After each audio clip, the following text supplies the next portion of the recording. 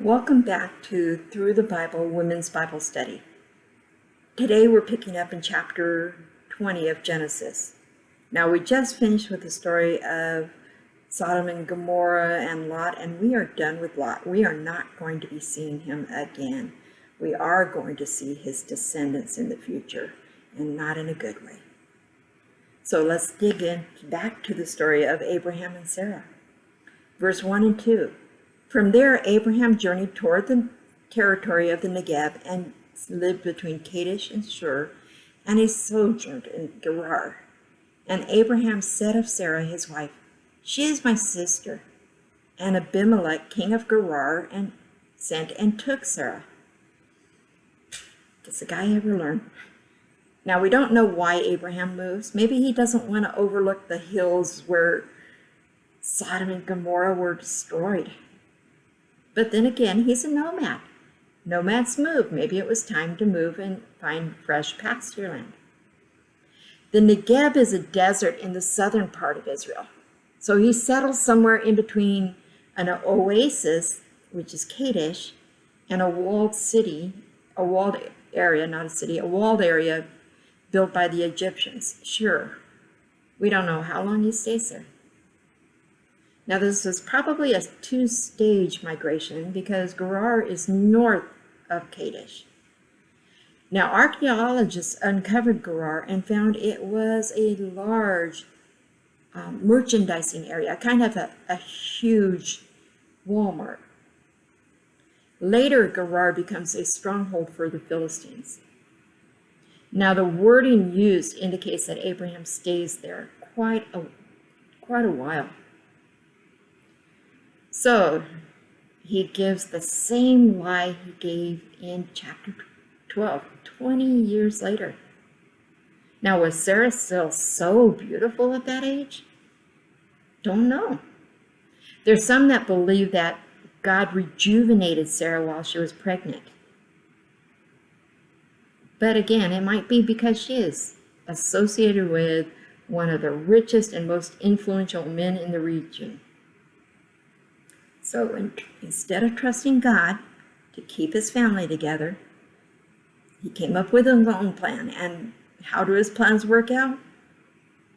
Not well. It failed. You would think he would have learned something by now. Now Abimelech becomes the name of all the kings of the Philistines. It's kind of like saying Caesar or Pharaoh. The name means my father is king. Verse 3 through 6. But God came to Abimelech in a dream by night and said to him, "Behold, you are a dead man because of the woman you have taken, for she is a man's wife." Now Abimelech had not approached her. So he said, "Lord, will you kill an innocent people? Did he not himself say to me, 'She is my sister'? And she herself said, 'He is my brother'? In the integrity of my heart and the innocence of my hands I have done this." Then God said to him in the dream, "Yes, I know that you have done this in the integrity of your heart, and it was I who kept you from sinning against me. Therefore, I did not let you touch her." So similar to the story that happened with Pharaoh. Same things happened. God visited. Now, telling Abimelech that he might be dead, that seems kind of drastic. But if he had slept with Sarah while she was pregnant, that would have created some doubt about who the father of that baby was. There could be no doubt this baby had to be Abraham's, and the world needed to know that. Abimelech reminds God that he had acted innocently. He didn't know all the facts. Innocence in my hands, that's a Hebrew idiom meaning open-handed, nothing to hide. Even in the pagan societies, marriage was recognized as something sacred. Adultery was considered a great sin, and it carried a death penalty. But God kept Abimelech from sinning because his heart was in the right place. God can protect even a pagan king. So does God always keep us from sinning? Obviously not, because we do sin. But sometimes God stops us and gives us a warning, gives us a chance to turn. Up to us whether we take that warning. Verse 7, now then, return the man's wife, for he is a prophet, so that he will pray for you and you shall live. But if you do not return her, know that you shall surely die, you and all who are yours. This is the first time we see the term prophet. God says Abraham's a prophet. Prophet refers to someone who received and gave God's revelation. He's a prophet even though he is in sin. But he is a powerful prayer. The word return, when God says, now then return the wife, means, or yours may say restore, it means repent, turn around. Now, doesn't it seem unfair that God would destroy this entire family? But that was what was needed to protect the integrity of the promise. And at this point, it's Abimelech's option. Return her or die. It's his choice. So if he doesn't return her, that is when he becomes in sin, and that is when he chooses destruction. Verses 8 through 10. So Abimelech rose early in the morning and called all his servants and told them all these things. And the men were very much afraid. Then Abimelech called Abraham and said to him, what have you done to us? And how have I sinned against you, that you have brought on me and my kingdom a great sin? You have done to me things that ought not to be done. And Abimelech said to Abraham, what did you see that you did this again? This thing. Same thing Pharaoh said. Again, it's a pagan correcting Abraham, the man who is supposed to be with God. And the pagan is right and Abraham is wrong. And what he's saying is a real dressing down. So, Abraham's response, verse 11 through 13. Abraham said, I did it because I thought there is no fear of God at all in this place, and they will kill me because of my wife. Besides, she is indeed my sister, the daughter of my father, though not the daughter of my mother, and she became my wife. And when God caused me to wander from my father's house, I said to her, this is the kindness you must do to me at every place to which we come. Say of me, he is my brother. So, excuses. Excuse one. You guys don't honor God. I'm afraid you would kill me. It's your fault. Excuse two. Sarah really is my sister. Well, kinda. She's my half-sister. Half-truth is a whole lie, especially because he was trying to use it to deceive. Excuse three. God made me go on this journey. He made me wander, and I have to protect myself. So the word for wander that Abraham used is used 50 times in Scripture, and never in a good sense. It's used of animals going astray, of a drunken man reeling, of sexual seduction, of a lying heart. So is Abraham saying God made him leave somewhere he didn't want to leave? There's 6 other words that are translated wander. Any one of them would have been better, but he used the worst word possible. Final excuse. We made an agreement that whenever we ran into this situation, Sarah would say she was my sister. Well, actually, he says, I told her. Here's a good quote. He who is good at making excuses is seldom good for anything else. God doesn't want us to make excuses for our sin. He wants us to confess them. Do we live as if we have to come up with a good enough reason for our sin in order to be forgiven? Thankfully not. There is no good enough reason for our sin. Yet God forgives us. Yet God sent his Son because there is no good enough reason. Now God had promised Abraham that he would be the father of nations. This shows he didn't trust that promise. Verses 14 through 18. Then Abimelech took sheep and oxen and male servants and female servants and gave them to Abraham, and returned Sarah his wife to him. And Abimelech said, Behold, my land is before you, and dwell where it pleases you. To Sarah he said, Behold, I have given your brother 1,000 pieces of silver. It is a sign of your innocence in the eyes of all who are with you, and before everyone you are vindicated. Then Abraham prayed to God, and God healed Abimelech, and also healed his wife and female slaves, so that they bore children. For the Lord had closed all the wombs of the house of Abimelech because of Sarah, Abraham's wife. So, everything that Abimelech gives him are the same things Pharaoh had given Abraham. It's a lot. He's not doing this because he owes Abraham anything. He owes Abraham nothing. He's doing this to honor Abraham's God.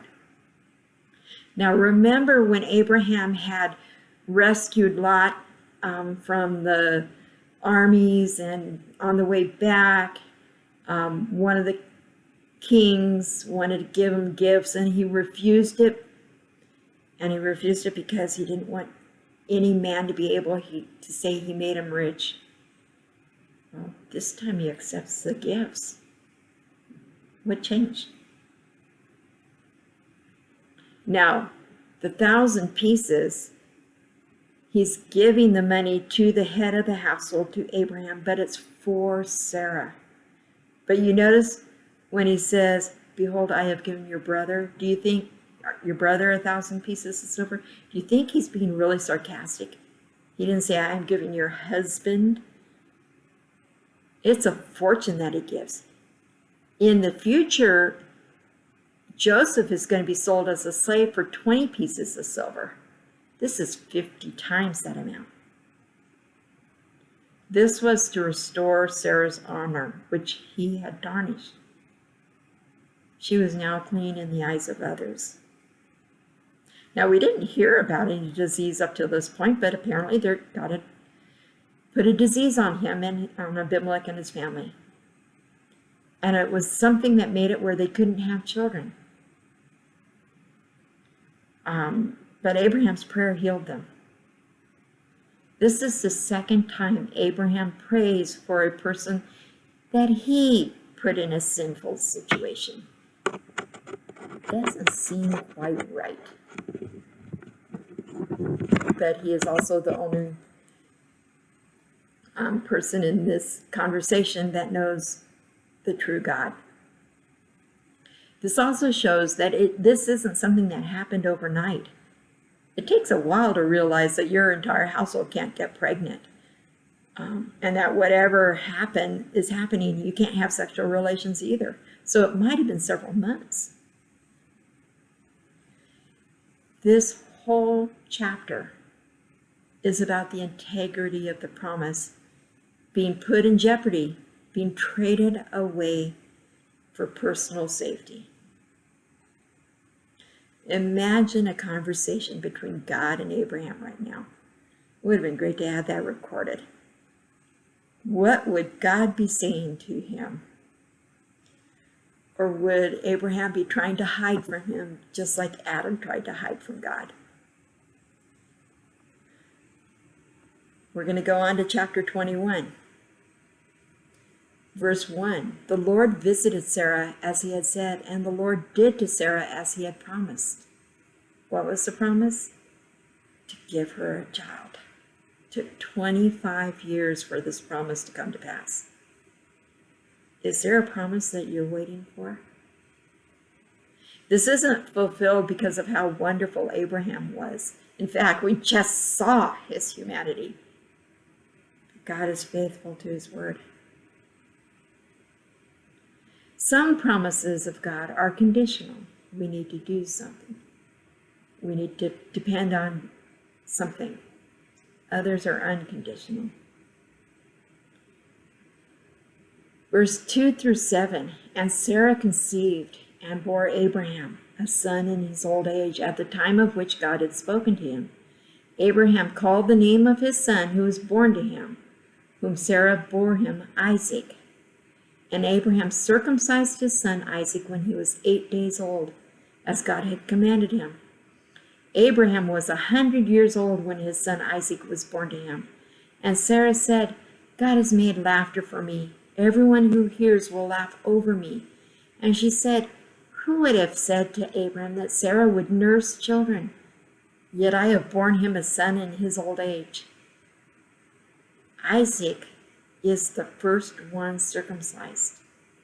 He's 8 days old, at 8 days old. Isaac is like a really wonderful picture of the Messiah to come. So how are they alike? They were both specially promised sons. Both conceptions were miraculous. They were both born after a long period of delay. And both had really meaningful names given by God. Back in Genesis 18, Sarah had laughed in disbelief and lied about it. She tried to hide it. Now she's laughing out loud and everyone's laughing with her. Verse 8, and the child grew and was weaned, and Abraham made a great feast on the day that Isaac was weaned. So Hebrew children were weaned at the age of 3. Research shows that the mortality rate for infants up to 3 is 30%. 1 out of every 3 children would die. So this was a celebration of when the child passed that dangerous stage of infancy. You could imagine how big this party was, since Abraham's such a rich man and he has waited so long. Is this the Hebrew version of a quinceañera? Verse 9 through 11. But Sarah saw the son of Hagar the Egyptian, whom she had borne to Abraham, laughing. So she said to Abraham, cast out this slave woman with her son, for the son of the slave woman shall not be heir with my son Isaac. And the thing was very displeasing to Abraham on account of his son. This conflict was inevitable, even though they were about 13 years apart. At this point, Ishmael is about 16 or 17 years old. Notice it's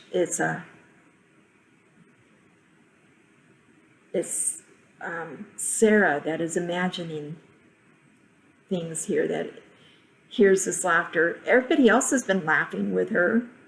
Now that Hagar laughs, oh no, that's not good. In Galatians 4, Jewish legalists who were causing problems in the Galatian church, they protested that they were children of Abraham and they were blessed. Paul said, yes, you are children of Abraham, but you're like Ishmael, not Isaac. Legalists claim Abraham as their father. Paul asked, yes, but who was their mother, Hagar or Sarah? Ishmael was born of a servant and born according to the flesh. Notice Sarah throws that fact in Abraham's face. Isaac was born of a free woman and born according to a promise. If you go back and look, Sarah doesn't use Ishmael's name. Abraham has a really hard time with agreeing with Sarah. It's his son. He didn't want to reject him. Verses 12 through 14. But God said to Abraham, Be not displeased because of the boy and because of your slave woman. Whatever Sarah says to you, do as she tells you. For through Isaac shall your offspring be named, and I will make a nation of the son of the slave woman also, because he is your offspring. So Abraham rose up early in the morning and took bread and a skin of water and gave it to Hagar, putting it on her shoulder, along with her child, and sent her away. And she departed and wandered in the wilderness of Beersheba. There's some commentators that say one of the reasons Abraham didn't want to give up Ishmael is because he's the backup plan. If something happens to Isaac, got Ishmael. There's no biblical backup to that, but God wouldn't want Abraham to trust in a backup plan. God wants Abraham to trust in him. In verse 12, even though it kind of implies that God is accepting Sarah's plan, it doesn't mean that Sarah's attitude was right. Now, Abraham's run into trouble before when he bought into Sarah's plan. So maybe he's reluctant to buy into it again. It's no wonder he doesn't trust her advice, but he went to the Lord in the matter. That's never a bad thing. God's solution was clear. What Sarah wants is within God's will. Now, it may seem ruthless of Abraham to do it, but it's what God wanted, and it's what needed to happen. There would be no peaceful coexistence with both sons there. So the son of the flesh needed to leave. In a way, that's symbolic of our own lives, our own spiritual battle. We can't coexist with our flesh. We need to send away the son of the flesh. Now, normally in their culture, the son of a concubine became the heir of his mother, not his father. So Ishmael would be the heir of Hagar, not Abram. But Sarah wanted to make sure Ishmael didn't share a bit of Isaac's inheritance. Now, Abraham was a wealthy man, but you notice what he sends them away with? He could have given them more supplies, even giving them a donkey or several pack animals, and slaves, and he could have set everything up. It seems like he's giving them just enough to get back to Egypt if they go on a straight path. Another says he's giving them just what they can carry and trusting God that he would take care of them. So when it says that they were given a skin of water, that refers to a sheepskin or a sheep's stomach sewed in a way to make it a water container. Verses 15 through 18. When the water in the skin was gone, she put the child under one of the bushes. Then she went and sat down opposite him a good way off, about the distance of a bow shot. For she said, "Let me not look on the death of the child." And as she sat opposite him, she lifted up her voice and wept. And God heard the voice of the boy. And the angel of God called to Hagar from heaven and said to her, "What troubles you, Hagar? Fear not, for God has heard the voice of the boy where he is.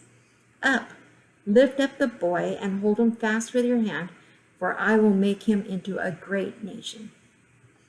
So supplies run out, and they expect they're going to die. Verse 15, when it says she put him under a tree, it means she abandoned him under what little shade there was. And she went off quite a ways. You can imagine how far a bow shot would be. She doesn't want to see him die. Charles Spurgeon says, "Behold the compassion of a mother for her child, expiring with thirst, and remember that such a compassion ought all Christians to feel towards souls that are perishing for the lack of Christ. perishing eternally, perishing without hope of salvation. So Hagar lifts up her voice and cries. But that's not the cry that God hears. God hears Ishmael's crying. He must have been crying out for mercy and help. But she's so far away, she wouldn't have heard it anyway. They're in a desperate situation, but God had promised to take care of them and make a great nation of him. That nation becomes the Arabic people. Verses 19 through 21. Then God opened her eyes, and she saw a well of water, and she went and filled the skin with water and gave the boy a drink. And God was with the boy, and he grew up. He lived in the wilderness and became an expert with the bow. He lived in the wilderness of Paran, and his mother took a wife for him from the land of Egypt. Not sure exactly how this water appears. Was it an existing water source that she missed because she was crying so much, or did God provide a well? I kind of like the miracle of God providing a well, but it doesn't say. Either way, God provided. Spurgeon explained that we're like Hagar. When we're in the midst of our deepest trouble, in the middle of a desert, the supply is close at hand. We just need to open our eyes. So we're given information that Ishmael has a new home, and Mom went to Egypt, where she's from, and got him a wife. Now, normally it was the father's job to get a wife, but father isn't around. So Ishmael's descendants lived in Paran, and they still do. Now, this is not the last we'll see of Abraham. We'll see that he and Isaac are going to bury Abraham together in Genesis 25. So it indicates they had some kind of contact. So that is good news. Verses 22 through 24. At that time, Abimelech and Phicol, the commander of his army, said to Abraham, God is with you in all that you do.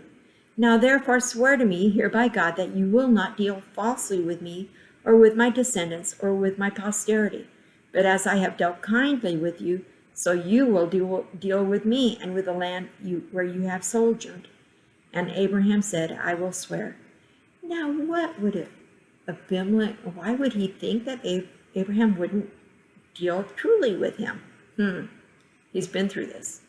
Now this probably wasn't the same Abimelech we saw in Genesis 20. Remember, it's the title of the ruler of the Canaanites, not a specific name. So they come in, he and his commander meet with Abraham. So it seems like Abimelech, there's an Abimelech that serves as a bookend to this section. It started this section, it's ending this section. In the first encounter, Abraham disgraced himself. Here he stands tall. This is a story about a peace treaty in which the participants swear to uphold their part of the agreement. Abimelech not only didn't want to fight Abraham, he didn't want to fight Abraham's God. He wanted to be an ally. Abraham's rich and powerful, with a powerful God who wouldn't want him on his side. But Abimelech also noticed how God was blessing Abraham and his integrity. He noticed God just raining blessings down on Abraham and protecting him. So Abraham agrees to show favor to Abimelech. Now we're going to see that in that treaty in process. 25 through 31. When Abraham reproved Abimelech about a well that Abimelech's servants had seized, Abimelech said, I do not know who has done this thing. You did not tell me, and I have not heard of it until today. So Abraham took sheep and oxen and gave them to Abimelech, and the two men made a covenant. Abraham set 7 ewe lambs of the flock apart, and Abimelech said to Abraham, "What is the meaning of these 7 ewe lambs that you have set apart?" And he said, "These 7 ewe lambs you will take from my hand, that this may be a witness for me that I dug this well." Therefore this place was called Beersheba, because both of them swore an oath. So Canaan doesn't have a significant river. They're in southern part of the land, and it is super dry. So a well is a significant and strategic property. So Abraham apparently dug a well, and then Abimelech's servants seized it. Now, Abraham doesn't cave in. He goes and rebukes Abimelech, and Abimelech knows nothing about it. Conflicts over wells in this area were common. We see talk about sheep and oxen.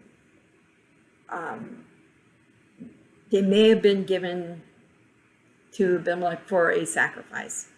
Remember, a lot of times when they do a covenant, they cut animals in half and line them on the side, and the two parties walk through the middle.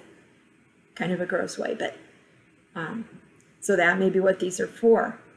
Then he gives Abimelech 7 female lambs to compensate for the loss of access to the well. Abimelech accepts the gift, which means he is obligated to acknowledge that Abraham had the right to the well. They call the place Beersheba, which means watering place. Others say it means 7, well of 7, or well of the oath. It becomes a really important place in Israel's history. It continues as a modern city in Israel, Beersheba. But we see it in Genesis 26. Isaac digs another well there. Jacob stopped at Beersheba when he left the promised land to go to Egypt. Elijah went to Beersheba to hide from Jezebel, who ordered his death. There's a phrase from Dan to Beersheba that described the entire land of Israel, because Dan was on the northern border and Beersheba was on the southern. Verse 32 and 34. So they made a covenant at Beersheba. Then Abimelech and Phicol, the commander of his army, rose up and returned to the land of the Philistines. Abraham planted a tamarisk tree in Beersheba and called there on the name of the Lord, the everlasting God. And Abraham sojourned many days in the land of the Philistines. So after a successful treaty, Abraham plants a tamarisk tree. A tamarisk tree is perfect for the desert. It provides a lot of shade. It's an evergreen. It survives so well out in that desert. And a tree looks forward to the future and a long stay. So it says that he stayed many days in the land of the Philistines. Now the Philistines have really not entered the land en masse, but there's possibly a small group there. Or since it's Moses that's writing these words down, it could be that he knows that's the land that will be the Philistines, so to relate to his readers, he calls it the land of the Philistines. So here, Abraham, even during this conflict, he kept a real walk with God. Conflict didn't drive him away from God this time. He allowed it to push him closer to God. And he sacrificed to the everlasting God. It's the only time this phrase is found here in Hebrew. It's El Olam. El is a general name for God, while Olam means that which is hidden. It refers to past and the future. God doesn't reveal everything to us. There are mysteries. So God is the everlasting God, the God of everything, even those things we can't understand. So thank you again for joining me. Please press like if you've enjoyed this session, and consider subscribing so you'll be notified of future sessions. And again, thank you.